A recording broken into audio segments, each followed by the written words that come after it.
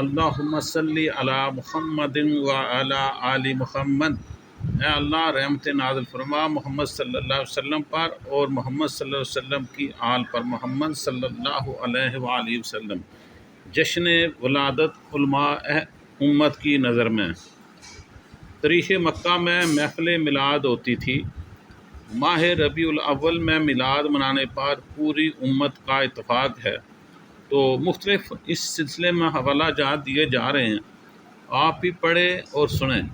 محدث ابن جوزی 579 ہجری، مکہ مکرمہ، مدینہ منورہ، مصر، شام، یمن، عرب کے تمام علاقے، مشرق سے لے کر مغرب تک کے تمام باشندے ہمیشہ سے میلاد النبی صلی اللہ علیہ وسلم کی محفلیں سجاتے ہیں۔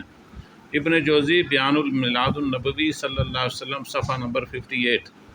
امام سخاوی 902 ہجری، ہمیشہ سے اہل اسلام تمام ممالک اور بڑے بڑے شہروں میں نبی صلی اللہ علیہ وآلہ وسلم کی ولادت کے مہینے میں محفل میلاد سجاتے چلے آ رہے ہیں۔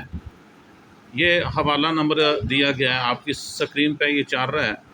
امام شہاب الدین قسطلانی 923 ہجری، ہمیشہ سے اہل اسلام ولادت مصطفیٰ صلی اللہ علیہ وآلہ وسلم کے مہینے میں محفلوں کا اہتمام کرتے ہیں، خصوصی دعوتوں کا اہتمام کرتے ہیں۔ اس ماہ ربیع الاول کی راتوں میں صدقہ و خیرات کرتے ہیں، اس کے ذریعے ہر مسلمان میلاد کی برکات سے فیض یاب ہوتا ہے۔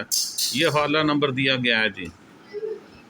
امام محمد بن جعفر رضی اللہ تعالیٰ عنہ 982 ہجری، ہر سال مکہ مکرمہ میں 12 ربیع الاول کی رات اہل مکہ کا یہ معمول ہے کہ قاضی مکہ جو کہ شافعی ہیں، مغرب کی نماز کے بعد لوگوں کی بڑی تعداد کے ساتھ مولود شریف کی زیارت کے لیے جاتے ہیں اور وہاں دعا کرتے ہیں۔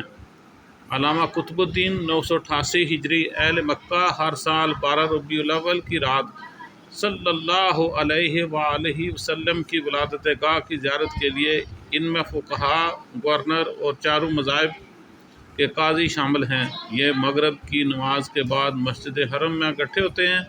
ان کے ہاتھوں میں کثیر تعداد میں شمع، فانوس اور مشعلیں ہوتی ہیں۔ یہ حوالہ دیا گیا ہے جی، آپ کی سکرین پر یہ حوالہ چل رہا ہے۔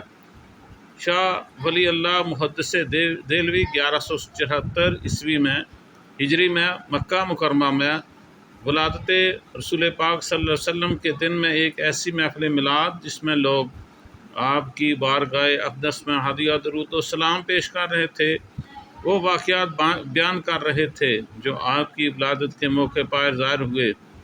اچانک میں نے دیکھا اس محفل پر انوار تجلیات کی برسات ہو رہی ہے۔ یہ شاہ ولی اللہ کی فیوز الحرمین 80 نمبر پہ ہے۔ یہ محدثین کے اس تاریخی گواہی سے واضح ہوا، اہل مکہ 12 ربیع الاول کی رات خصوصی محفل کا اہتمام کرتے تھے۔ مولود گاہ جس گھر میں ولادت ہوئی اس کی زیارت کرتے تھے، وہاں دعا مانگتے تھے۔